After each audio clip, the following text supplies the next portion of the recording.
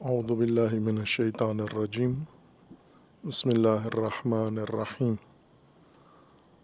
اللہم وفقنا لما تحب وترضى واجعل عاقبۃ امورنا خیرا ولا تکلنا الی انفسنا طرفۃ عین ابدا رب ادخلنی مدخل صدق واخرجنی مخرج صدق واجعل لی من لدنک سلطانا نصیرا۔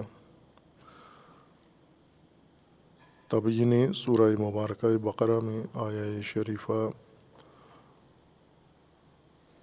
ذالک الکتاب لا ریب فیہ ھدی للمتقین الذین یؤمنون بالغیب ویقیمون الصلاۃ ومما رزقناہم ینفقون۔ اس آیہ کریمہ میں متقین کے افعال ذکر کیے جا رہے ہیں یا ہدایت کی تشریح ہے، تفصیل ہے، اصول ہیں اور بنیادیں، اور ہدایت کی یہ بنیادیں اور اصول متقین کے افعال شمار ہوتے ہیں، انہوں نے انہیں بجا لانا ہے۔ تقوی ان کی اہلیت ہے جس کے ذریعے سے اس قابل بنے ہیں کہ اب ایمان بالغیب، اقامت الصلاۃ اور انفاق مما رزقنا کر سکیں گے، اور اس طرح آگے دیگر تفصیل جو قرآن کریم نے ذکر فرمائی ہے۔ پہلا رکن ہدایت کا ایمان بالغیب ذکر کیا گیا ہے کہ عرض کیا تھا اصل ایمان ہے بالغیب، اس کے مصادیق میں سے ہے، ایک مورد ہے جس میں ایمان کے مصادیق میں سے ایک ایمان بالغیب بھی ہے۔ ایمان ہدایت کی بنیاد ہے، رکنیت حاصل ہے اس کو، اور وہ بھی رکن اساسی و بنیادی ہے۔ باقی تمام ارکان اسی کے طفیل ہیں یا اسی سے مربوط ہیں۔ بنیادی ہدایت کا رکن ایمان ہے، تقوی اہلیت ہے۔ ایمان عام رائج معنی کے مطابق قرآنی اصطلاح کم رائج ہے اور علمی اصطلاح، کلامی اصطلاح زیادہ غالب ہے، اور تفاسیر میں بھی قرآنی اصطلاح کے بجائے کلامی اصطلاح زیادہ مستعمل ہے۔ کلام میں ایمان بے معنی اعتقاد ہے، عقیدہ کے معنی میں ہے، اور چونکہ رائج تعلیم دین کا طریقہ یہ ہے کہ پہلے نصاب میں علوم آتے ہیں اور بعد میں قرآن آتا ہے، اگر ہو برفرض نصاب میں قرآن ہو تو علوم کے بعد قرآن کی باری آتی ہے، اور اس کا نتیجہ یہ نکلتا ہے کہ ہم علمی اصطلاحات پہلے ازبر کر لیتے ہیں، ذہن نشین کر لیتے ہیں اور انہیں سمجھ لیتے ہیں، پکا لیتے ہیں، پھر وہ ملکات بن جاتی ہیں اصطلاحات۔ ان ذہنی علمی ملکات کے ذریعے جب قرآن کریم کی طرف رجوع کرتے ہیں ہدایت کے لیے تو وہی اصطلاحات علمی ہمارے ذہنوں میں گونجتی ہیں۔ ایک نمونہ اس کا یہی ایمان کا معنی ہے، جیسے علم اخلاق پہلے پڑھ لیتے ہیں بعد میں قرآن، اور علم اخلاق میں تقوی ملکات نفسانیہ کے طور پر تشریح کیا جاتا ہے۔ جب قرآن میں آتے ہیں ہم تو وہی معنی علم اخلاق تقوی کا ذہن میں موجود ہوتا ہے،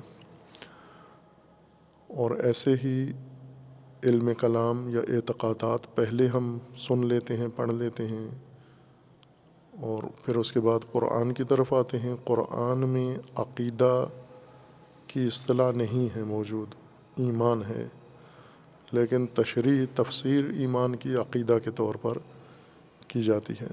عقیدہ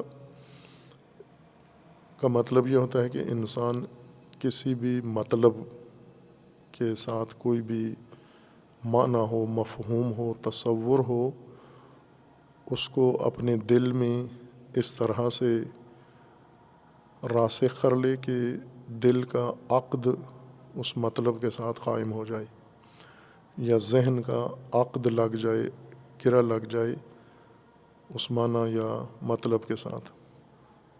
اس طرح سے عقد خوردہ، گرا خوردہ مطلب کو عقیدہ کہتے ہیں۔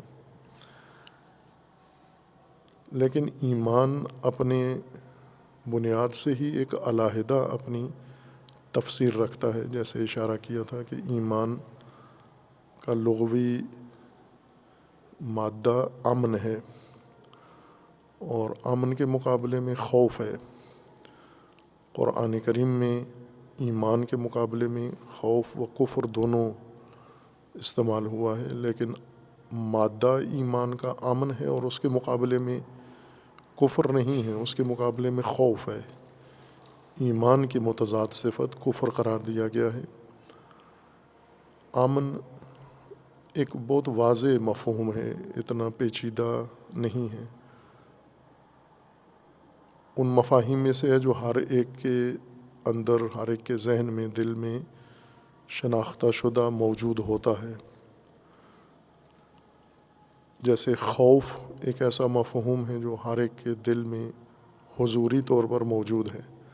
خوف کو اگر کسی لغت سے نہ بھی انسان سمجھ سکے تو اپنے وجود کے اندر محسوس کر لیتا ہے کہ خوف کس حالت اور کیفیت کا نام ہے۔ اور ایسی چیزیں جو وجدانی ہیں، عمومی ہیں، بدیہی ہیں، ان کی تشریح عموماً دشوار ہوتی ہے، پیچیدہ ہوتی ہے، اور ان کی تشریح سے مزید ابہام پیدا ہوتا ہے بدیہیات کے اندر۔ خوف اور امن دونوں انہی مفاہیم میں سے ہیں، واضحات میں سے ہیں اور بدیہیات میں سے ہیں۔ لیکن پھر بھی بعض کے لیے اور آگے مطلب کی تشریح و تفسیر کے لیے اس کو ہم علمی عبارت کے ساتھ سمجھ لیں۔ چونکہ ایمان کی اساس امن ہے، اور ایمان دین کی اساس ہے۔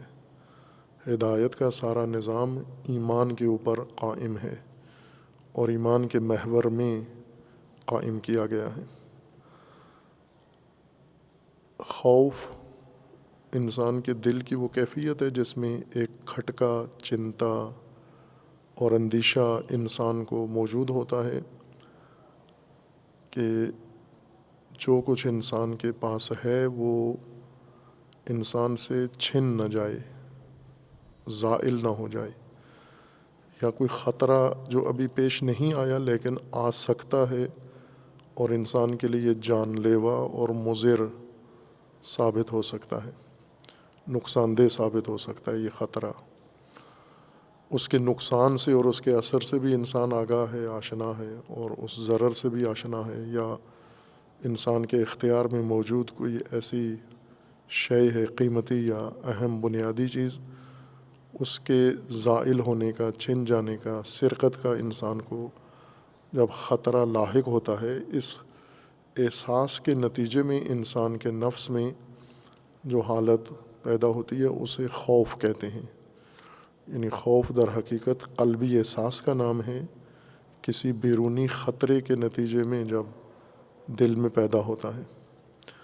اور اسی کے مقابلے میں امن ہے، قلبی احساس ہے امن، اور اس کا معنی ہے اطمینان، تسلی اور ڈھارس، بھروسہ۔ مختلف زبانوں میں اس کے لیے مختلف الفاظ مستعمل ہیں۔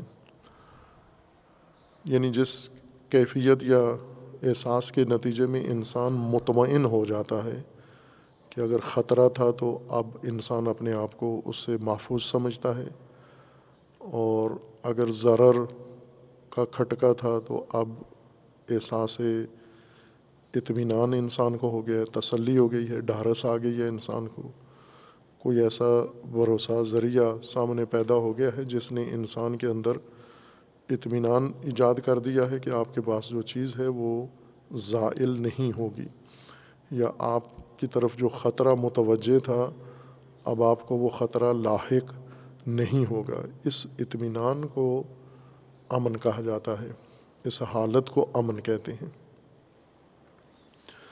خوب یہ انسان کی زندگی کا ایک بڑا اہم بنیادی احساس ہے، خواہ کسی طرح کی بھی انسان زندگی گزار رہا ہو، مذہبی زندگی ہو، غیر مذہبی زندگی ہو، مادی ہو، غیر مادی زندگی ہو، امن و خوف یہ مذہبی مفاہیم نہیں ہیں، دینی مفاہیم عبادات میں سے۔ امن و خوف انسانی احساس کا نام ہے اور عمومیت رکھتا ہے کہ ہر انسان ان دو احساس میں مبتلا ہے۔ اس کی اپنی زندگی کے وسائل، اپنی زندگی کے نوعیت کے مطابق بعض چیزوں کی نسبت اس کے دل میں خوف موجود ہوتا ہے، اور بعض دیگر امور کی نسبت اس کے دل میں احساس امن موجود ہوتا ہے، اطمینان موجود ہوتا ہے۔ اور انہی دو احساس کے ساتھ انسان اپنے تمام معاملات زندگی انجام دیتا ہے، لیکن نہ ان دو احساس کو احساس ہی رہنے دیتا ہے، بلکہ یہ دونوں احساس انسان کی عملی زندگی کی بنیاد بنتے ہیں۔ کہ اگر خوف انسان کے اندر ہو تو انسان کے رویے پر یہ احساس اثر انداز ہوتا ہے۔ اس خوف کے مطابق انسان اپنے عمل کی تعین کرتا ہے کہ خوف کے حالت میں مجھے کیا تدبیر اختیار کرنی ہے، اور اگر امن ہے، اطمینان ہے، وہ امن و اطمینان کا احساس بھی انسان کے لیے عملی زندگی کی بنیاد بن جاتا ہے، اور تدبیر انسان ایسی کرتا ہے جس میں امنیت نمایاں ہوتی ہے۔ اس لیے یہ دو احساس ہر انسان کی زندگی کے ساتھ جڑے ہوئے ہیں، جدا نہیں ہیں۔ اب دائرہ زندگی مختلف ہے انسانوں کا۔ کچھ انسان ہیں جن کا صرف زندگی کا دائرہ کھانے پینے کی حد تک محدود ہے، چرنے چگنے کی حد تک ہے، اور ان کے اندر بھی خوف و امن دونوں احساس پائے جاتے ہیں۔ خوف یہ ہے کہ جو کچھ ان کے پاس کھانے کے لیے ہے یہ ان سے چھن نہ جائے، زائل نہ ہو جائے، اور بعض اوقات اطمینان ہوتا ہے انہیں کہ جو کچھ ہمارے پاس ہے کھانے کا ساز و سامان یہ محفوظ ہے، مطمئن ہے، اس کو کوئی خطرہ لاحق نہیں ہے۔ یا کھانے کے متعلق انسان کو یہ خوف ہوتا ہے کہ مجھے آئندہ آنے والے زمانے میں کل کو زندگی میں جو کھانے کے لیے وسائل درکار ہیں یہ شاید اس موجودہ صورتحال میں مجھے میسر نہ آئیں، یہ خوف انسان کے دل میں ہوتا ہے۔ اور بعض اوقات مطمئن ہوتا ہے کہ میرے پاس ابھی کھانے کے لیے اگر کچھ نہیں ہے لیکن یہ مل جائے گا، مجھے اپنی ضرورت کے وقت موقع پر یہ چیز مجھے میسر آ جائے گی۔ بس جس انسان کی جیسی زندگی ہے اسی طرح کا اس سے خوف و امن کا احساس اس کے ساتھ جڑا ہوا ہے۔ صرف کھانے پینے کی حد تک محدود زندگی ہے، اور اسی طرح پیسے کمانے کی حد تک اس کی زندگی ہے کہ صرف مال و دولت سے تک محدود زندگی ہے، تو یہیں پر انہی دو میں خوف و امن موجود رہتا ہے اس کے دل میں کہ جو مال موجود ہے یہ مجھ سے چھن نہ جائے، اور جو مال متوقع ہے مجھے ملے کہیں وہ رک نہ جائے، اور اس کے مقابلے میں اطمینان ہے کہ میرا موجودہ مال محفوظ ہے، اور جو مجھے ملنا ہے مال وہ بھی انسان مطمئن ہوتا ہے کہ اس کے بھی اسباب مہیا ہیں، وسائل موجود ہیں، لہٰذا وہ مال مجھے ملے گا۔ اور پھر اسی طرح انسان کی زندگی مادی وسائل کے لحاظ سے جتنی پھیلتی جاتی ہے، وسعت آتی جاتی ہے، خوف و امن کا دائرہ بھی اتنا ہی وسیع ہوتا جاتا ہے انسان کا۔ خوب یہ اس وجہ سے خوف و امن دو عمومی انسانی احساس ہیں، انسان کے نفس میں وجود میں موجود ہیں۔ یہی بنیادی احساس ہدایت کی بھی بنیاد ہیں۔ اب انسان کی زندگی کا ایک اہم ضرورت ہدایت ہے انسان کی، چونکہ خلقت میں انسان ایسا پیدا ہوا ہے کہ ہدایت پذیر بنایا گیا ہے اور ہدایت کا محتاج ہے۔ ہدایت اس کی بنیادی ضرورت ہے۔ ہدایت پہلے اشارہ کیا ہے وہ تمام امور وہ تمام وسائل جو انسان کو مقصد دکھائیں، انسان کو راستہ دکھائیں اور انسان کو مقصد تک پہنچنے کے لیے، اس راستے کو طے کرنے کے لیے رہنمائی کریں، وہ سب ہدایت کہلاتے ہیں وہ سارے امور۔ اس ہدایت میں خوف و امن بنیادی کردار ادا کرتے ہیں کہ انسان کو خوف لاحق ہے اپنی زندگی میں، اور ہدایت کے مسیر میں، ہدایت کے راستے میں خوف ہیں انسان کے لیے۔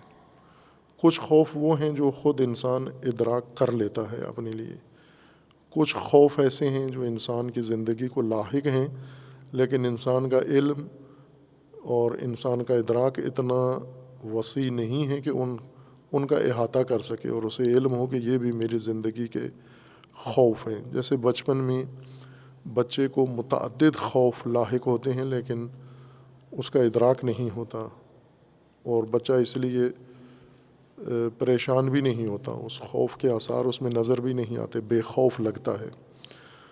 اور جتنا بچہ بے خوف لگتا ہے اتنے ہی ماں باپ مضطرب اور خائف نظر آتے ہیں، چونکہ انہیں اندازہ ہے کہ ہمارے بچے کو، اولاد کو کیا خوف لاحق ہیں، کیا خطرات لاحق ہیں، ماں باپ کو پتہ ہوتا ہے، اسے نہیں پتہ۔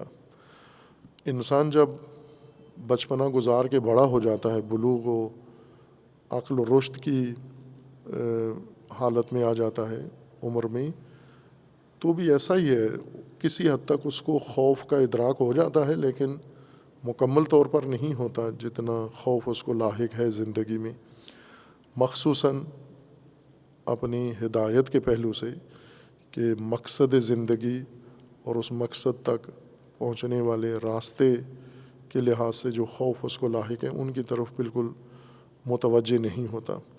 تو ہدایت کا ایک اہم باب یہ بن جاتا ہے کہ انسان کو خوف بھی سمجھایا جائے، کیا خوف اسے لاحق ہیں، اور وہ جتنے خوف انسان کو درپیش ہیں ان سب سے محفوظ رہنے کے لیے امن بھی اسے فراہم کیا جائے، یعنی اس کی رہنمائی کی جائے۔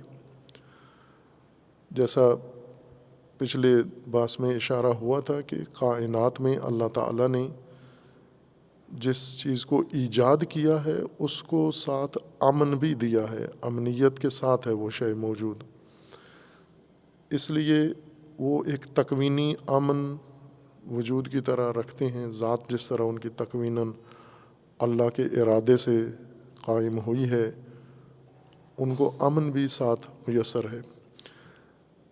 چونکہ اللہ کے ارادے سے ان کو امن میسر ہے، اس لیے ایمان ان کے وظائف اور ان کے فرائض میں اور ان کے اعمال میں ذکر نہیں کیا گیا، واجبات میں نہیں ہے۔ ایمان امن کی فراہمی، خود انسان امن اپنے لیے فراہم کرے، کائنات کی باقی چیزیں امن یافتہ ہیں، انہیں امن اللہ نے عطا کر دیا ہے، لیکن انسان اختیار رکھتا ہے، ارادہ رکھتا ہے، اور تمام دیگر اشیاء کی طرح خوف بھی اس کو لاحق ہیں، اور خوف دوسروں سے بڑھ کر ہیں۔ اسی ارادے اور اختیار کے مالک ہونے کی بنا پر اس کے خوف اور خوف کے اسباب وسیلے زیادہ ہیں، لہٰذا اس کو اپنے لیے امن بھی فراہم کرنا ہے، اور ہدایت کے جس طرح دیگر اسباب انسان کو مہیا کر دیے گئے ہیں اور اختیار انسان نے کرنے ہیں۔ تقویٰ اسی لیے چاہیے، اہلیت و قابلیت، تاکہ ہدایت کے جتنے وسائل انسان کو فراہم کیے جائیں، مہیا کیے جائیں، ان کو اختیار کر سکے، کام میں لا سکے، بروئے کار لا سکے۔ ان امور میں سے امن بھی ہے کہ انسان کے اختیار میں امن کی ہر چیز جو انسان کو امن فراہم کرے، وہ ہر چیز انسان کے اختیار میں قرار دی گئی ہے، تاکہ انسان ان امن کے تمام امور کو اپنی زندگی میں اختیار کر لے اور اپنی زندگی کو محفوظ کر لے۔ جہاں تک وسعت ہے انسان کی زندگی کی، ابتدائی زندگی درمیانی زندگی، انتہائی زندگی، دنیاوی زندگی، اخروی زندگی، اور دنیاوی زندگی کے جو متعدد پہلو ہیں مختلف، ان سب کے اندر یہی کیفیت ہے کہ انسان کو خوف لاحق ہیں، اور ان خوف کے مقابلے میں اس کو امن کی ضرورت ہے، اور دونوں چیزوں سے انسان کو آگاہی بھی دی گئی ہے، اور امن کے اسباب اور امن کے وسائل بھی انسان کو فراہم کر دیے گئے ہیں۔ ان امن کے اسباب کو اختیار کرنا اور اپنے لیے انسانی زندگی کے لیے امن مہیا کرنا، یہ ایمان ہے۔ امن دینا، امن فراہم کرنا، امن اپنے لیے اور اس میدان کے لیے جہاں انسان کا وظیفہ فریضہ بنتا ہے، اس سب کے لیے امن ایجاد کرنا، یہ انسان کی بنیادی ضرورت ہے۔ چونکہ خوف خطرے کو نہیں کہتے، خطرے کے نتیجے میں پیدا ہونے والے احساس کو خوف کہتے ہیں۔ اور اگر خطرات انسان کے حقیقی ہیں، ضرر انسان کے حقیقی ہیں، مہلکات انسان کے لیے حقیقی ہیں، تو خوف بھی ایک احساس حقیقت کے طور پر انسان کے اندر موجود ہوتا ہے۔ خوف کی حالت میں انسان ارتقاء نہیں کر سکتا، تکامل نہیں کر سکتا، رشد نہیں کر سکتا، پرورش نہیں پا سکتا، ہدایت نہیں پا سکتا۔ ہدایت کے لیے، یعنی کسی بھی انسانی زندگی کے معاملے کے لیے امن ضروری ہے انسان کے لیے۔ امن کی فضا میں اور امن کے احساس کے ساتھ انسان زندگی کا ہر کام اور معاملہ انجام دیتا ہے۔ اس لیے کہا کہ یہ دینی موضوع نہیں ہے، امن و خوف انسانی موضوع ہے۔ دینی موضوع اس معنی میں کہ اگر دین نے امن و خوف کا انسان کو نہ بتایا ہوتا تو انسان کے پاس امن و خوف نام کا کوئی تصور موجود نہ ہوتا۔ نہ، ابھی بھی ایسے لوگ ہیں جن کو دین کی کوئی خبر نہیں ہے، لیکن امن و خوف سے آشنا ہیں اور امن و خوف کا باقاعدہ ادراک رکھتے ہیں، خوف سے بچنے کے لیے امن کے وسائل فراہم کرتے ہیں۔ ہم انسان کی معمولی زندگی کی طرف آئیں، ہم روزمرہ کی زندگی، دینی و غیر دینی دونوں قسم کے انسان جو معمول کی زندگی میں یکساں ہوتے ہیں، ایک جیسے ہوتے ہیں، مذہبی اور غیر مذہبی لوگ، ان کو دیکھیں تو ہم زندگی میں جو کچھ بھی یہ کرتے ہیں اس سب کے لیے پہلے اطمینان و امن کو یقینی بناتے ہیں۔ امن کو پہلے تصدیق کر کے، امن کو یقینی بنا کر پھر اگلا کوئی قدم اٹھاتے ہیں۔ امنیت کے بغیر کچھ بھی نہیں کرتے کسی بھی کام میں۔ اگر گھر سے نکلنا ہے تو پہلے امن کو تسلی کر لیتے ہیں کہ گھر سے باہر اگر خوف ہے، انہیں جان جانے کا خوف ہے، کسی اور اس قسم کا خوف ہے، گھر سے نہیں نکلتے باہر۔ بلکہ اگر انہیں بستر سے نکلنے کا بھی اطمینان نہ ہو جب تک امنیت کا، کہ ہم جس بستر میں سوئے ہوئے ہیں وہاں سے نکلیں گے تو محفوظ رہیں گے، اس وقت تک بستر سے بھی باہر نہیں آتے، گھر سے باہر نہیں آتے۔ جس ماحول میں ہیں پہلے امن کو جستجو کرتے ہیں، امن کی تسلی کرتے ہیں، امن کو یقین بناتے ہیں، پھر اس کے بعد معمولی زندگی کا عمل شروع کرتے ہیں۔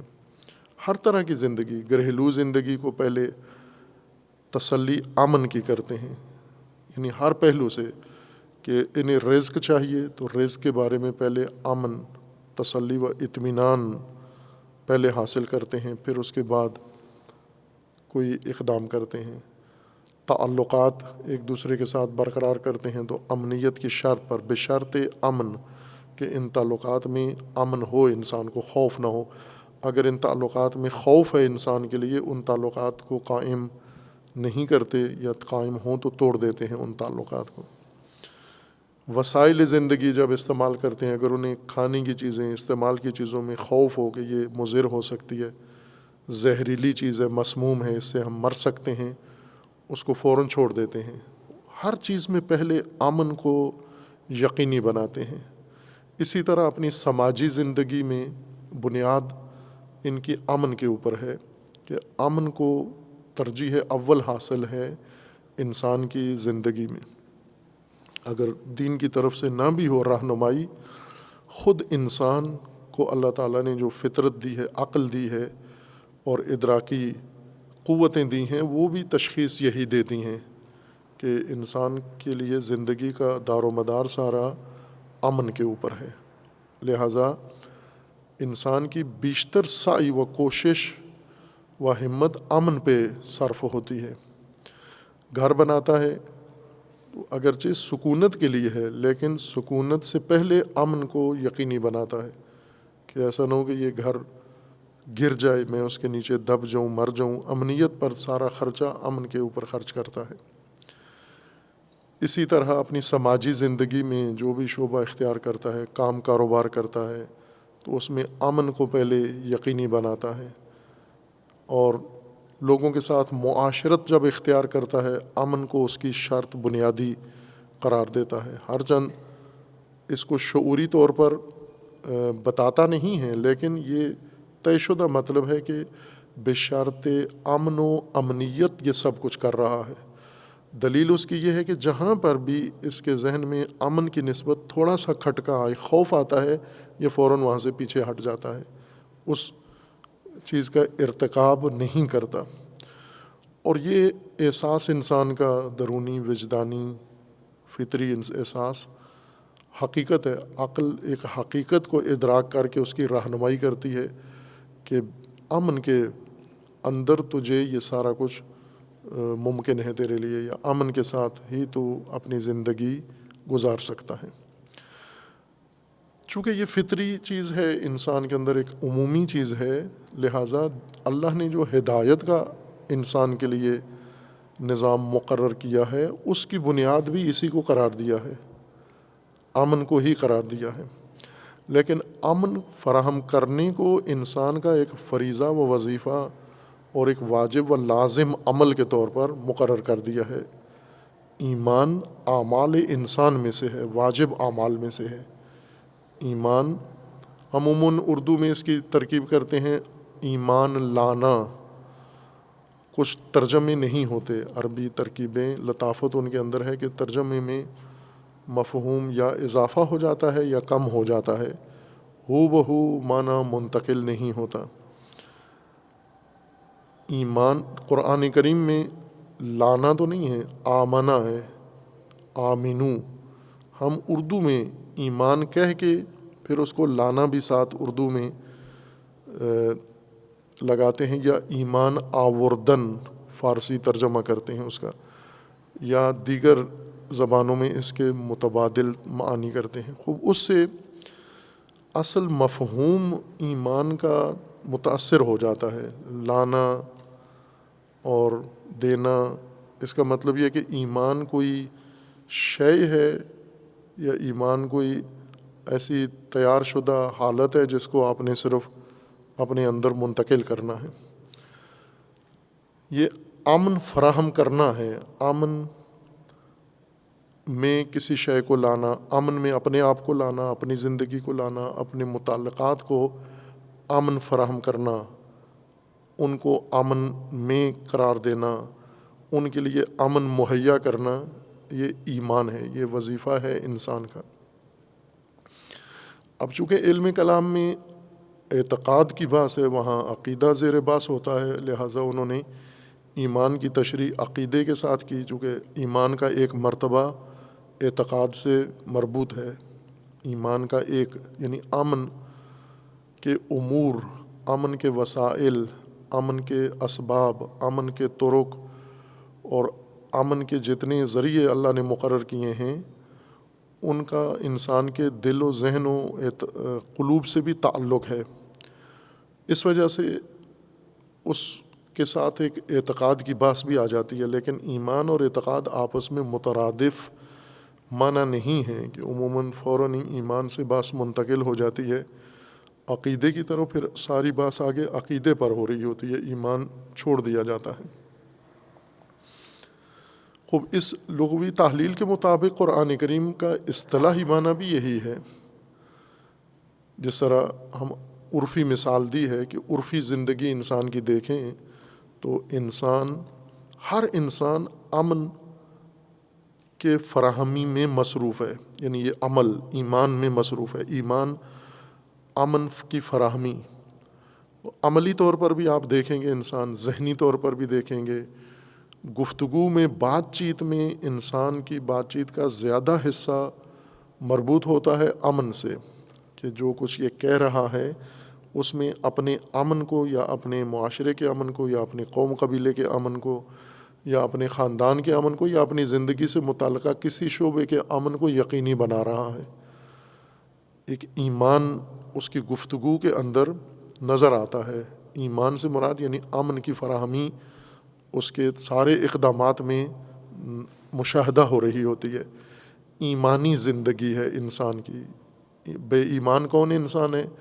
جو امن نہیں فراہم کر رہا، امن کی پرواہ نہیں کر رہا، امن کے لیے اہتمام نہیں کر رہا، امن کے وسائل اختیار نہیں کر رہا، نہ اپنے لیے، نہ خاندان کے لیے، نہ اپنے رزق و روزی کے لیے، نہ اپنی ملازمت تجارت کے لیے، کسی شعبے کے لیے امن اس کا کھٹکا ہی نہیں ہے، اور اس نے اسی خطرات میں، نقصانات میں اور مہلکات کے حوالے اپنی زندگی کر دی ہے۔ یہ بے ایمان انسان ہے۔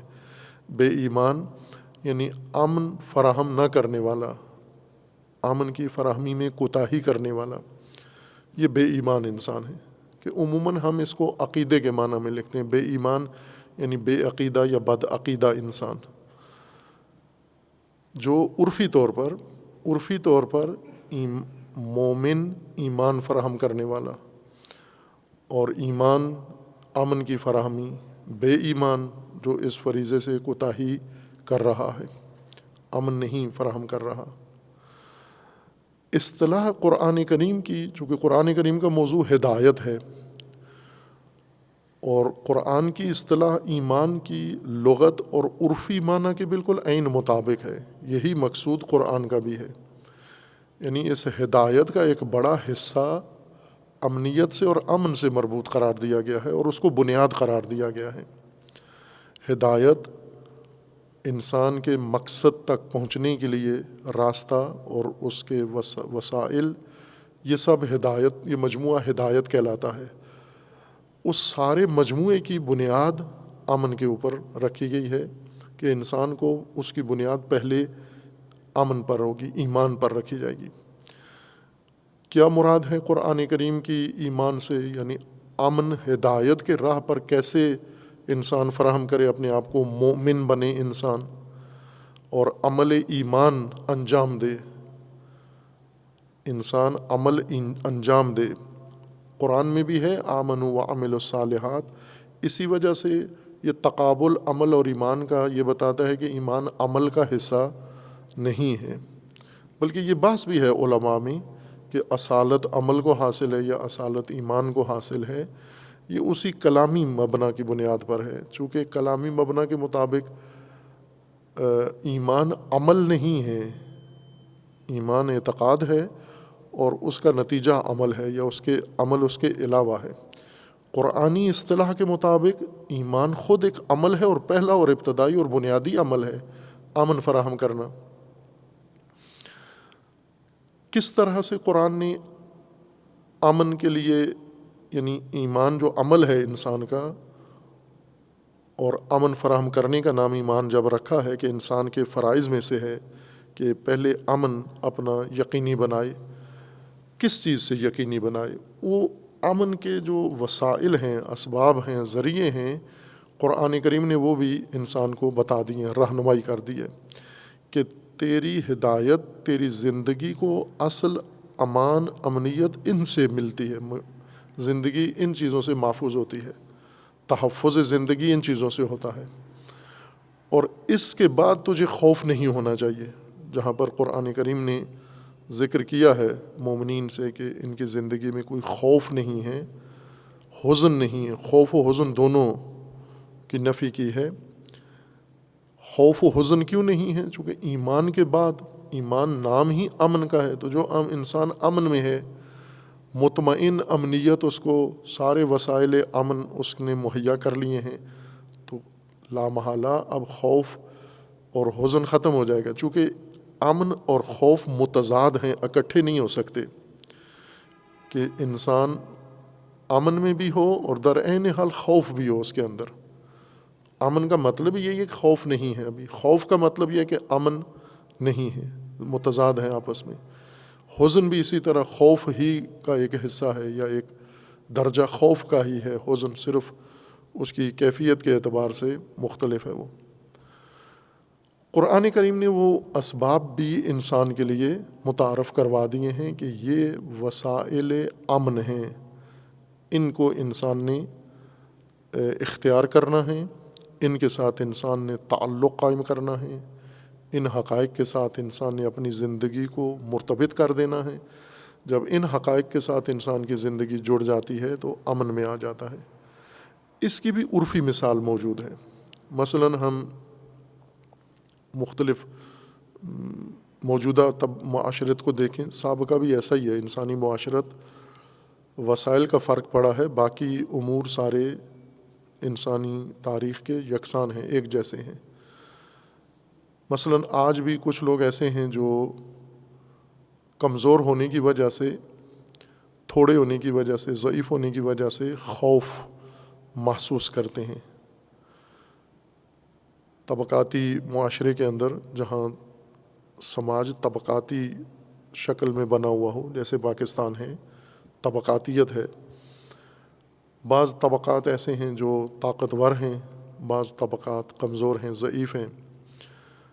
یہ جو ضعیف طبقات ہیں یہ خوف میں ہیں، خائف ہیں کہ طاقتور طبقات یا دیگر طبقات جو ان کے مد مقابل ہیں، جن کے ساتھ ان کی خصومت ہے، یہ کسی وقت بھی ان پر حملہ ور ہو کے ان کے وسائل، ان کی زندگی، ان کے اسباب، ان کے جملہ امور کو ان سے چھین سکتے ہیں، انہیں مار بھی سکتے ہیں۔ یہ خوف کمزوروں کے اندر ہمیشہ موجود ہوتا ہے، اور ان کمزور لوگوں کی جہاں پر ایک کوشش یہ ہوتی ہے کہ ہم نے اپنا رزق و روزی بھی فراہم کرنا ہے، وسائل زندگی، اپنے بچوں کے لیے اخراجات بھی ہم نے مہیا کرنے ہیں، کھانا پینا، پہننے کے اسباب، وہاں پر دن رات ان کے اندر یہ بھی کھٹکا رہتا ہے کہ اس ساری زندگی کو، اپنے گھر، اپنی بیوی بچے، سب کو بچانے کے لیے ہمیں کوئی سہارا بھی ایسا ملے جس چیز کا خوف ہے کہ یہ طاقتور طبقات یا مخالف جو خصومت والے لوگ ہیں یہ ہمیں نقصان نہ پہنچائیں۔ خوب اس کے لیے چارہ جوئی کرتے ہیں۔ اس چارہ جوئی کے لیے بعض اوقات قانون کا سہارا لیتے ہیں، یعنی قانون کو اپنے امن کا ذریعہ قرار دیتے ہیں، قانونی اداروں کی طرف چلے جاتے ہیں، پولیس سے رجوع کرتے ہیں، عدالتوں سے رجوع کرتے ہیں، اور متعلقہ جو قانونی منابع ہوتے ہیں ان کی طرف رجوع کر کے اپنے تحفظ کے لیے، اپنے اطمینان کے لیے کوشش کرتے ہیں۔ خوب یہ خوف میں مبتلا انسان قانون کو ذریعہ قرار دے کر اپنے لیے امنیت فراہم کرے، یہ ایمان ہے، یہ اس شخص کا ایمان ہے، یعنی قانون کو امن کا سہارا بنا رہا ہے۔ وہ پاکستان جیسے ملک میں قانون نہیں امن کسی کو دیتا، قانون خود امن میں نہیں ہے، دوسروں کو کیسے امن دے گا؟ لہٰذا ایک دوسرا طریقہ انسان سوچتے ہیں کہ طاقتور لوگوں کا سہارا لیا جائے، کسی سیاسی طاقت کا سہارا لیا جائے، کسی مذہبی طاقت کا سہارا لیا جائے، کسی سماجی طاقت کا سہارا لیا جائے، کسی عسکری طاقت کا سہارا لیا جائے، کسی کے ساتھ جڑ کے رہیں، تعلق کے ساتھ رہیں، اور آنا جانا اس طرح سے رکھیں روابط کہ ساری دنیا کو نظر آئے کہ ہم ان سے متعلق ہیں، اور ایسے ان کو امن مل بھی جاتا ہے۔ ان کے جو دشمن ہیں، مخالفین ہیں، وہ ان پر اب حملہ نہیں کرتے، ان کو نقصان نہیں پہنچاتے، چونکہ انہیں معلوم ہے کہ یہ خود ضعیف ہیں، کمزور ہیں، لیکن ایک بہت ہی طاقتور طبقے سے یا طاقتور شخصیت سے یا طاقتور کسی ادارے سے منسلک ہیں۔ اگر انہیں ہم نے چھیڑا تو ہمارا پالا اس طاقتور سے پڑے گا، لہٰذا ان کی زندگی کو یہ امن مل جاتا ہے۔ تو طاقتور کا سہارا لے کر اپنی زندگی کو امن دینا یہ ایمان ہے، یہ عرفی ایمان ہے لوگوں کا۔ اس لیے عرض کیا تھا کہ کوئی شخص ایسا زمین پہ نہیں ہے جو ایمان سے باہر ہو، ایمان نہ رکھتا ہو. ایمان رکھتا ہے، ایمان نہ بے معنی علم کلام، اس لحاظ سے خالی بہت کھوپڑیاں ملیں گی آپ کو. ایمان بے معنی عقیدہ اب نہیں ہوگا. عقیدہ چونکہ عقیدہ کے لیے معرفت چاہیے، آگاہی چاہیے. معرفت اس کے اندر ہے نہیں ہے، علم اس کے اندر ہے نہیں ہے. یہ کسی پر بھی عقیدہ نہیں رکھتا.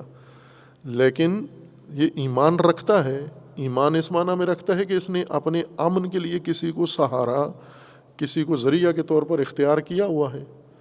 ہم جاہل ترین لوگوں کو بھی دیکھیں، انہوں نے بھی اپنے لیے امن کا کوئی ذریعہ اپنایا ہوا ہے، یا کوئی اسلحہ خود رکھا ہوا ہے. اپنے قبیلے کے افراد کو جمع کر کے کوئی جمعیت بنائی ہوئی ہے، کوئی لشکر بنایا ہوا ہے. قانون سے لے کر افواج، پولیس، سماجی طبقات، سیاسی باقی سہارے اگر ہم جستجو کریں تو ہم زمین پہ ایک فرد بھی ایسا نہیں پائیں گے جو امن کے لیے، اپنے امن کے لیے کوشش نہ کی ہو اس نے، یا امن کے لیے کوئی نہ کوئی اس نے بندوبست نہ کیا ہوا ہو. یہ عرفی ایمان ہے. یہ یعنی ایمان اس نے اپنے لیے، ایمان کا عمل انجام دے کر امن اپنے لیے فراہم کر لیا ہے اور اسی میں رہ رہا. اب ممکن ہے وہ قابل بھروسہ نہیں تھا، جس کو امن کا ذریعہ سمجھ رہا تھا وہ خطرے سے زیادہ اس کے لیے خطرناک تھا. یہ ہوتا ہے، اشتباہ انسان کر لیتا ہے اور اکثر کرتے ہیں. لیکن یہ امنیت ہے. مثلا ہم سیاسی معیشتی زندگی میں، سماجی زندگی میں دیکھیں، حالیہ مثال یہ ہے کہ پاکستان خطرے میں ہے، معیشت پاکستان کی خطرے میں ہے، اور پاکستان نے جو معاہدے کیے ہیں یہ امن اپنے لیے، معیشتی امن فراہم کیا ہے. معیشتی امن کے لیے جو معاہدے کیے ہیں عالمی اداروں کے ساتھ، اس سے امنیت ملک کی مزید خطرے میں پڑ گئی ہے. خوف لاحق ہو گیا ہے کہ یہ پاکستان پہ قبضہ کر لیں گے، یا خرید لیا ہے انہوں نے پاکستان کو، لکھوا کے ہر چیز اپنے اختیار میں لے لی ہے. یعنی امن کے لیے پاکستان کی موجودہ حکومت نے جو کیا، یا سابقہ نے، یا پاکستان کی اسٹیبلشمنٹ نے، امن کا جس چیز کو سہارا بنایا تھا وہ خود ہلاکت کا ذریعہ بن گیا، وہ خوف کا ذریعہ بن گیا ان کے لیے. یہ غلطی انسان کرتا ہے، لیکن امن کے لیے اپنے تئیں اپنی تشخیص کے مطابق کوشش کرتا ہے کہ میرے ملک کی امنیت، میرے سماج کی امنیت، میری قوم کی امنیت، میری زندگی کی امنیت یہ یقینی ہو. خب قرآن نے بھی یہی کام کیا ہے. جو انسان عرفی طور پر اپنی سوچ سے اور اپنے فہم سے امن کے وسائل تلاش کرتا ہے، قرآن نے اس کی رہنمائی کی ہے، ہدایت کی ہے انہی مسائل میں. یہ روزمرہ زندگی کے لیے انسان کو امن کی بنیاد فراہم کی ہے کہ انسان کو امن چاہیے. اسی مادی زندگی میں، زمینی زندگی میں امن کی بنیاد پر باقی زندگی کا نظام قائم ہے.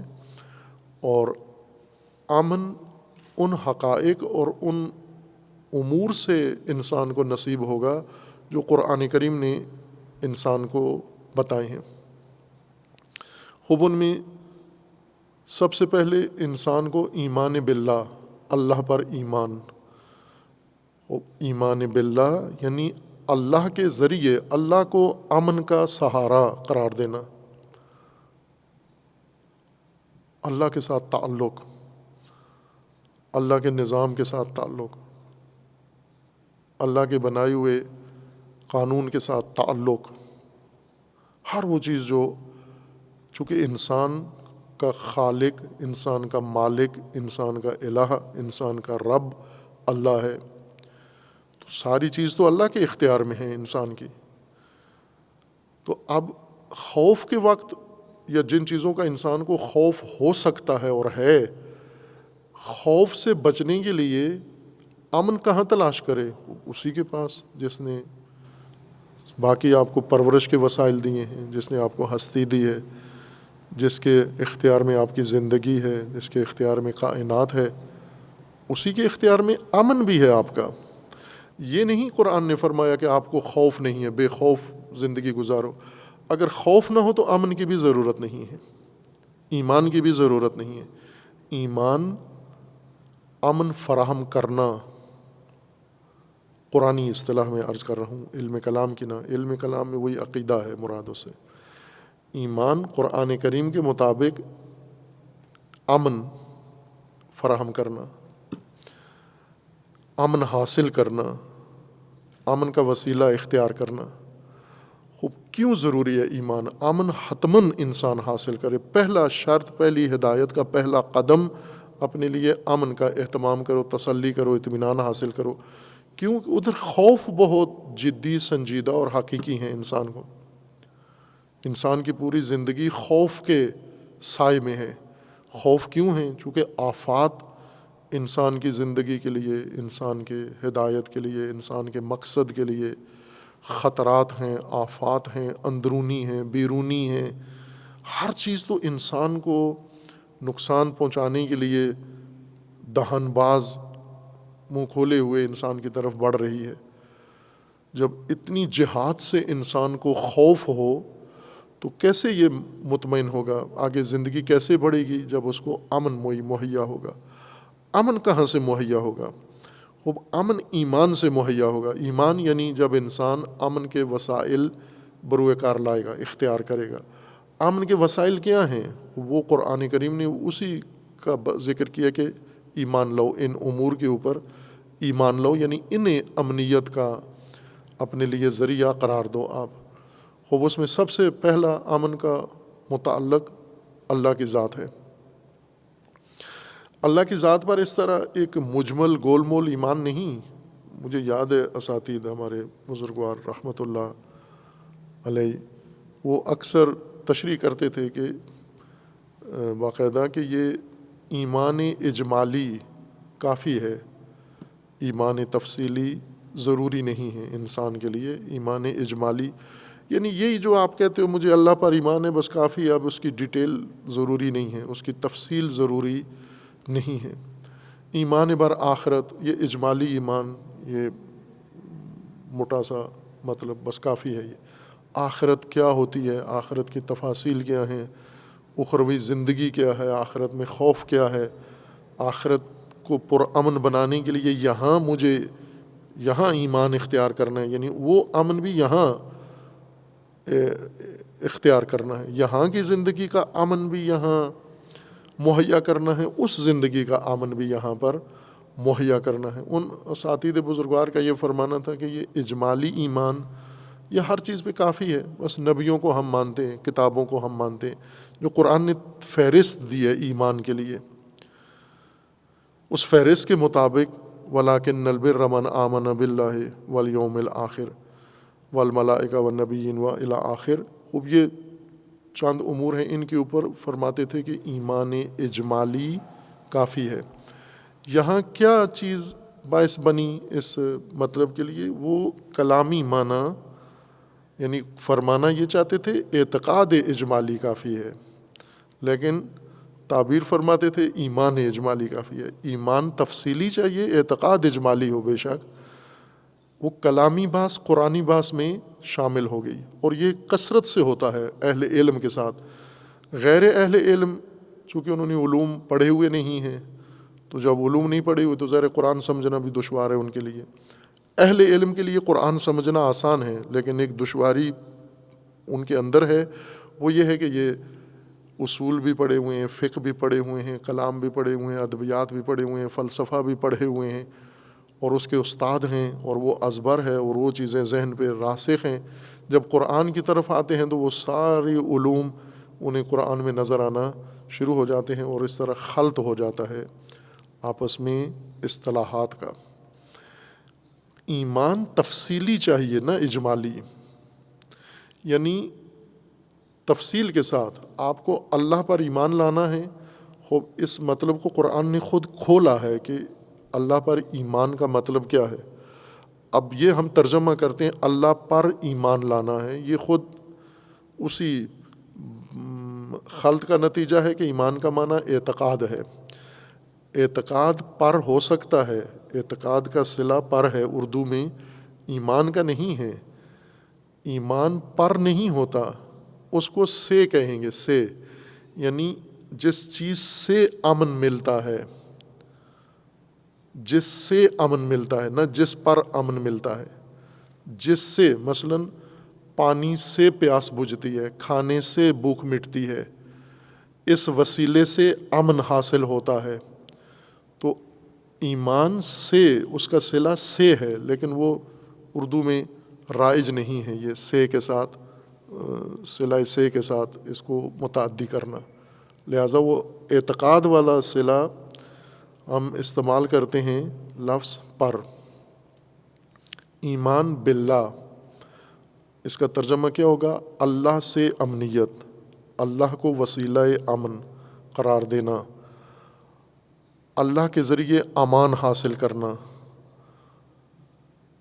جس طرح رحمت اللہ سے لی ہے، نعمت اللہ سے لی ہے، خلقت اللہ سے لی ہے، رزق اللہ سے لیا ہے، علم اللہ سے لیا ہے، ہدایت اللہ سے لی ہے، امان اور امن بھی اللہ سے لینا ہے، اور اللہ انسان کے امن کا سب سے موثق وسیلہ و ذریعہ اللہ کی ذات ہے، لیکن تفصیل کے ساتھ کہ اللہ تعالیٰ نے جس طرح انسان کو رہنمائی کی ہے کہ اللہ انسان کا رب ہے، اللہ انسان کا خالق ہے، اللہ انسان کا مالک ہے، اور اللہ انسان کے لیے متعدد ضروریات کے مطابق وہ سب کچھ اللہ تعالیٰ کی صفات ہیں جن سے انسان کو سب کچھ حاصل کرنا ہے، پہنچنا ہے ان چیزوں تک۔ تو ایمان اس تفصیل میں چلا جائے گا۔ ایمان امن فراہم کرنا، امن کے لیے مثلا جیسے آپ چلے جاتے ہیں آپ بیمار ہیں، خدا نخواستہ ہسپتال میں جاتے ہیں، خوف ہے موت کا، اس خوف سے نکلنے کے لیے ہسپتال میں جاتے ہیں تو امن کے لیے جا رہے ہیں نا، امان ڈھونڈ رہے ہیں آپ وہاں پر۔ اسپتال کے اندر مختلف ڈپارٹمنٹ بنے ہوئے ہیں، شعبے ہیں، اور آپ کو کبھی ایک شعبے میں بھیج دیتے ہیں، کبھی دوسرے میں بھیج دیتے ہیں، کبھی تیسرے میں بھیج دیتے ہیں، اور بیمار تنگ نہیں پڑتا بلکہ خوش ہوتا ہے کہ مجھے موت کا خطرہ ہے، اور موت کے جو اسباب ہیں، مہلکات ہیں، وہ مختلف ہیں، مجھے بلڈ پریشر بھی ہے، مجھے شوگر بھی ہے، مجھے دل کی تکلیف بھی ہے، مجھے ہیپاٹائٹس بھی ہے، مجھے اور انواع و اقسام کی بیماریاں لگی ہوئی ہیں، اور اس وجہ سے مجھے باری باری ہر شعبے میں بھیجا جا رہا ہے۔ کیوں بھیجا جا رہا ہے؟ خوف سے بچنے کے لیے، امن کی تلاش میں آپ وہاں پر گئے ہیں، اور یہ ڈاکٹر آپ کے امن کا ذریعہ ہے، یہ دوا آپ کی زندگی کی امان ہے، امن کے لیے جا رہے ہیں، یہ شعبہ آپ کے امن کا ہے۔ یہ عرفی کام ہے، عرفی مثالیں اس لیے دیتے ہیں کہ واضح ہو ہدایت قرآن کی ہمارے لیے۔ قرآن کی ہدایت میں، قرآن کریم میں جو ہمیں لوگوں کو، انسانوں کو الجھن پیش آتی ہے نا، تبیین نہیں ہے، یعنی یہ مفاہیم قرآن، یہ ایمان کی وضاحت نہیں ہے، ورنہ ایمان کے عاشق تو ہم ہیں اور ایمان ہے بھی ہمارے اندر، یہ کھلا نہیں ہے یہ لفظ کہ اس اصل حقیقت کیا ہے، ایمان کس چیز کا نام ہے، تاکہ ہم وہ دقیقاً حاصل کریں۔ اور ایمان کی تشریح میں جتنا تکلف نظر آتا ہے، تفسیروں میں جتنا تکلف نظر آتا ہے، علم کلام میں اور کتب میں اور بیانات میں، شاید ہی کوئی اتنا مشکل موضوع بن گیا ہو جتنا ایمان کے تشریح میں ہے، کہ ایمان کس کو کہتے ہیں۔ ایمان اعتقاد قلبی کو کہتے ہیں، خوب علم ایمان نہیں ہے۔ کئی بزرگان نے بہت خوبصورت بات شہید مطہری اور دیگر نے کی ہے، فرق بیان کیا، علم و ایمان میں فرق ہے، علم یہ ہے۔ خوب ظاہر ہے کہ جب کوئی مفہوم واضح نہیں ہوا تو اس کا دیگر مفاہیم کے ساتھ اس طرح سے الجھو پیدا ہو جاتا ہے۔ وہ عرفی مثالوں سے آسان ہو جاتی ہے بات، جس طرح قرآن مجید نے بھی مثالوں سے، اور فرمایا بھی اللہ تعالیٰ نے کہ ہم مثالوں سے مطلب کو واضح کرتے ہیں، چونکہ عام آدمی، غیر پڑھا لکھا آدمی، وہ علمی تحلیلات سے نہیں سمجھتا بات کو، مثال سے زیادہ آسانی سے سمجھتا ہے۔ تو یہ جو روزمرہ زندگی میں انسان ایمان کی تگ و دو میں لگا ہوا ہے، یعنی امن کی تلاش میں، امن کی فراہمی میں، امن کے وسائل کے پیچھے، امن کے وسائل سے تمسک کر رہا ہے، یہ عرفی ایمان ہے۔ قرآن نے انسان کو زندگی میں ہدایت کے میدان میں بھی اسی کو بنیاد قرار دیا ہے۔ اور یہ جو عرفی زندگی میں بھی ہم امن تلاش کرتے ہیں، یہ بھی اسباب امن اللہ ہی کے اختیار میں ہیں. اس کے لیے بھی ہمیں قرآن فراہم کرتے کہ حتیٰ یہ امنیت بھی آپ کو اللہ سے ملے گی، نصیب ہوگی، چونکہ اصل منبع ان ساری خیرات کا، سارے رحمتوں کا، سارے اسباب کا اللہ کی ذات ہے. یعنی آپ کو اگر بیماری، موت کا خوف ہے، بیماری کا خوف ہے، امن چاہیے، تو وہ بھی نظام اللہ نے بنایا ہوا ہے، وہاں سے امن کا راستہ آپ کو مہیا کیا جائے گا. آپ کو اگر کسی سماجی مسئلے میں خوف ہے تو وہ امن بھی آپ کو اللہ سے ہی ملے گا. اور اللہ سے ملنے کا مطلب یہ نہیں کہ ہم، جیسے عام تاثر یہ ہے کہ ہم بیٹھ کے ورد کریں اللہ کے نام کا اور اللہ نے فوراً شفا بھیج دینی ہے. نا، یہ نہیں ہے ایمان باللہ کا معنی. جب اللہ کو آپ امن کا وسیلہ آپ نے بنانا ہے، ذریعہ بنانا ہے، سہارا بھروسہ بنانا ہے، اور اللہ سے آپ نے امن طلب کرنا ہے، حاصل کرنا ہے، تو اللہ تعالیٰ نے آپ کے امن کے لیے ایک مفصل نظام بنایا ہوا ہے. بہت ہی خوبصورت، زیبا، حسین نظام، مرتب، منظم. ہمیں صرف اللہ کی طرف جب ہم رجوع کرتے ہیں ایمان کے لیے، امن کے لیے، تو اللہ نے ہمیں بتا دینا کہ یہ تمہارے امن کا، تمہاری امنیت کا یہ نظام موجود ہے. اور ایسی امنیت ہے جو تمہیں آخرت تک، اخروی زندگی میں بھی فراہم ہوگی. یہ تدبیر امنیت کی وہاں تک تمہارے ساتھ جائے گی، چونکہ آخرت یہاں سے آپ نے بنانی ہے.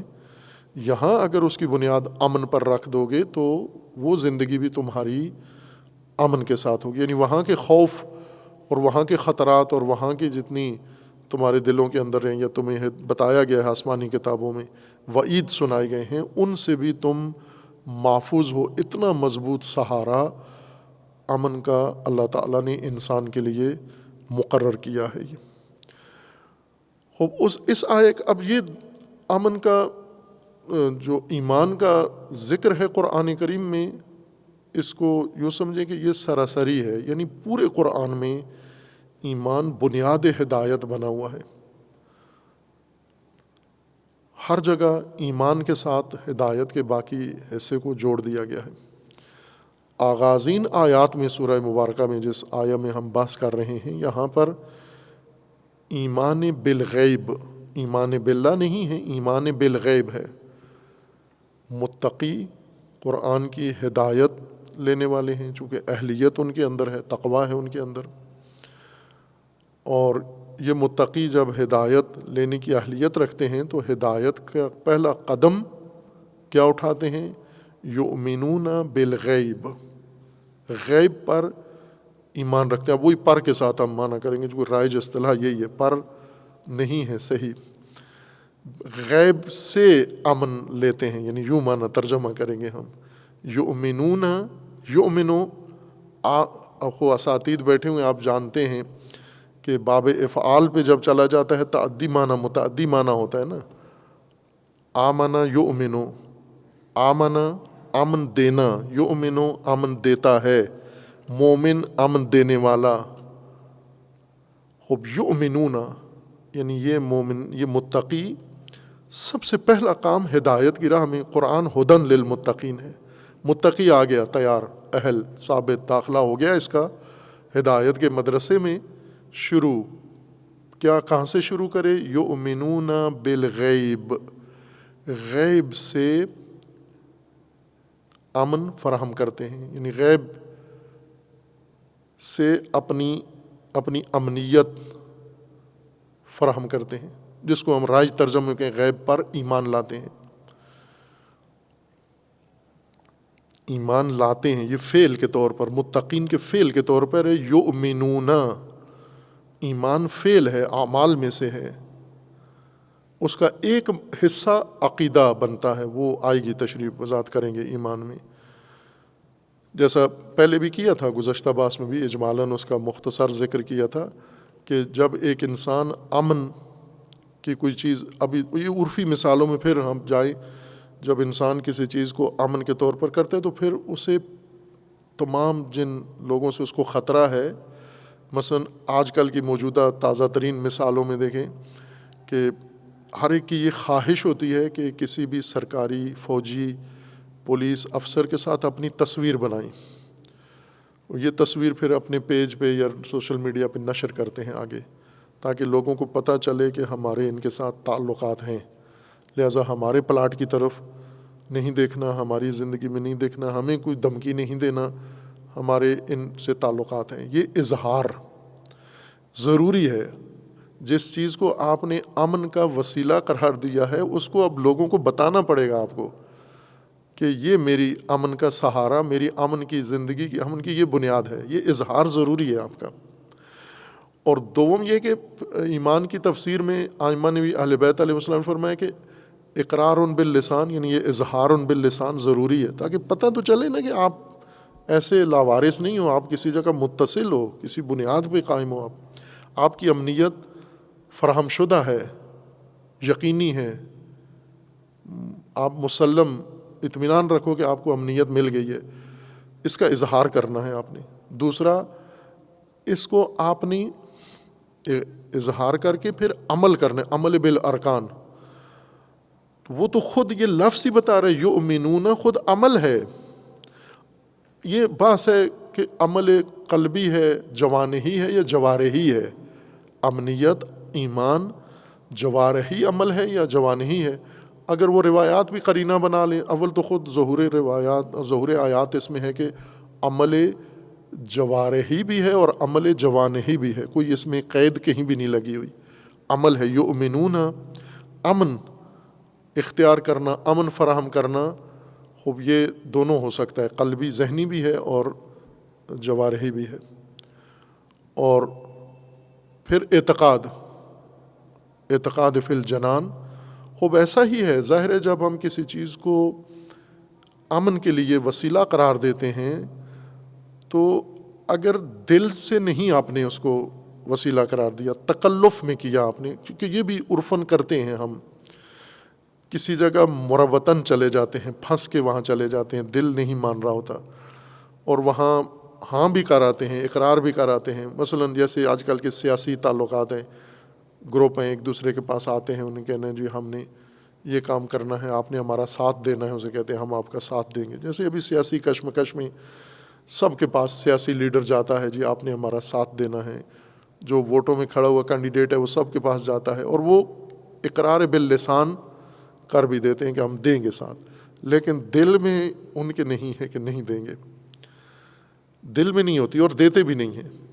یہ اقرار مجبوری کی وجہ سے، مروت کی وجہ سے، رکھ رکھو کی وجہ سے، وزاداری کی وجہ سے، کسی بھی بہانے سے کرنا پڑتا ہے اقرار بعض اوقات انسان کو، لیکن ہر اقرار کے پیچھے قلبی اعتقاد شامل نہیں ہوتا۔ اور جب قلبی طور پر اعتقاد امن کے وسیلے میں نہیں ہوتا تو اس کا مطلب ہے کہ آپ نے اس کو امن کا ذریعہ مانا ہی نہیں ہے۔ دوسری مثال، عرفی مثال میں اس میں غور کریں۔ آپ کسی کے کہنے پر، تاکید پر ڈاکٹر کے پاس چلے جاتے ہیں، کوئی تکلیف ہے آپ کو، لیکن اس ڈاکٹر پر آپ کا کوئی اعتقاد نہیں ہے۔ انہوں نے کہا چلے جو چیک کرو، کرا لیا جا کر، اور وہ سارا کچھ اس سے لکھوا بھی لیا، سب کچھ کر لیا، ٹیسٹ بھی، لیکن کچھ بھی نہیں کرا، چونکہ اس پر اعتقاد ہی نہیں ہے، ہمارا بھروسہ ہی نہیں ہے اس ڈاکٹر پر۔ خوب ظاہر ہے کہ یہ ڈاکٹر آپ کی زندگی نہیں بچا سکتا، یہ امان نہیں ہے۔ آپ نے ایسے کسی کے کہنے پر، کسی کے دکھاوے کے لیے یہ کیا ہے تکلف، لیکن قلبی طور پر آپ نے اس کو مانا ہی نہیں۔ قلبی طور پر نہ ماننے کی علامت یہ ہے کہ عمل نہیں کریں گے اس پر۔ جس چیز پر ہم عمل نہیں کرتے، یعنی اس کا مطلب ہے کہ قلبی طور پر اس کو ہم نے تسلیم نہیں کیا۔ یہ جو امن کے وسیلے کو دلی طور پر قبول کرنا ہے، یہ ایمان کی بنیاد ہے۔ یہی تو اصل رکن ہے، یہیں سے تو پتہ چلے گا۔ باقی تو اس کا اظہار اور عمل، اس کو عمل بالارکان، وہ اس کی نشانیاں ہیں کہ آپ نے قلبی طور پر اس کو امن کا ذریعہ مان لیا ہے، قبول کر لیا ہے آپ نے اس کو۔ بس وہ اعتقاد ایمان کا لازمہ ہے، نہ کہ معنی ہے ایمان کا۔ علم کلام میں جو بات ہے اعتقاد کی کہ عقیدہ ہے انسان کا، وہ ترجمہ نہیں ہے کہ کبھی بھی ہم ایمان کو اعتقاد اور عقیدے سے نہ مخلوط کریں، تاکہ وہ اگلی بات ساری مختل ہو جاتی ہے پھر ساری۔ ایمان امن کا وسیلہ بنانا، خوب دل سے کرو گے تو امن کا وسیلہ بنے گا، دل مانتا ہی نہیں ہے، ذہن مانتا ہی نہیں ہے، کسی اور اجتماعی سماجی یا مجبوری کی وجہ سے آپ نے یہ اختیار کر لیا ہے، تو وہ تو آپ کا امن کا وسیلہ اور ذریعہ نہیں بنتا ہے۔ خوب، اب قرآن کریم نے یہاں پر اس کو ایمان بالغیب، متقین کے پہلے قدم کو، یعنی ہدایت پذیر لوگوں کے، ان اہلیت رکھنے والے، یا عام زبان میں آپ کی لنڈے والی زبان میں ترجمہ کریں تو یہ ٹیلنٹڈ طبقہ جو ہدایت کے لیے، جن کے اندر ایک صلاحیت ہے، ان کا ہدایت کا پہلا قدم امنیت یقینی بنانا ہے اپنی۔ کس کے ذریعے؟ غیب کے ذریعے، بالغیب۔ خب پھر غیب میں آ کر بات اور زیادہ الجھ جاتی ہے، دور ہو جاتی ہے۔ پہلے ایمان کی تشریح سے ہی گول مول ہو جاتی ہے، پھر آگے جو غیب ساتھ لگ جاتا ہے تو پھر تو نور و نلا نور ہو جاتا ہے۔ پھر تو شاید کسی جن کے بھی سمجھ میں نہ آئے کہ اب بات جا کے در رہی ہے، کرنا کیا ہے، ہم متقیوں کو کرنا کیا ہے۔ غیب بھی قرآن ہی سے پوچھیں ہم، قرآن نے غیب کی تشریح کی ہے کہ غیب کون سی چیز ہے انسان کو امن دیتی ہے اور ہے غیب ہے۔ انسان کو اسی مادی معمول کی زندگی میں، اسی سماجی سیاسی اجتماعی زندگی میں امن ملنا ہے، اور وہ ہے شے غائب ہے انسان سے۔ اب یہ ایک بہت اہم پہلو ہدایت کا آ جاتا ہے کہ غیب سے کیسے انسان امن کی توقع رکھے ایمان سے، جب وہ ہے ہی غیب ہے۔ تو اب قرآن بتاتا ہے کہ غیب سے کیا مراد ہے۔ غیب کا معنی بھی ہم باہر سے نہ لیں، خود قرآن کے معنی قرآن سے لیں، پھر یہ الجھن ختم ہو جاتی ہے۔ اسے انشاءاللہ بعد میں بیان کریں گے۔ صلی اللہ علیہ محمد۔